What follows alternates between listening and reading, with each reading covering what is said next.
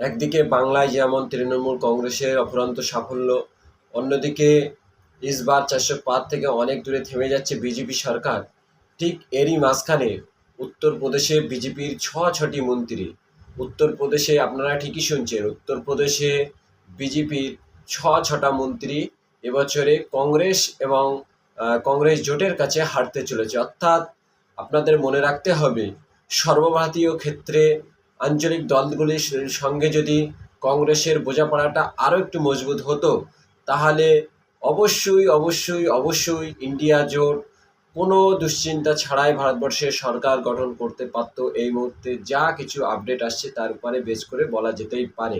অতএব উত্তরপ্রদেশে বিজেপির ছটি মন্ত্রী হারছে, অথচ সেখানেই রাম মন্দির প্রতিষ্ঠিত হয়েছে এবং সেই রাম মন্দির প্রতিষ্ঠিত বিধানসভা এলাকায় বিজেপি এবছর হেরে গেছে।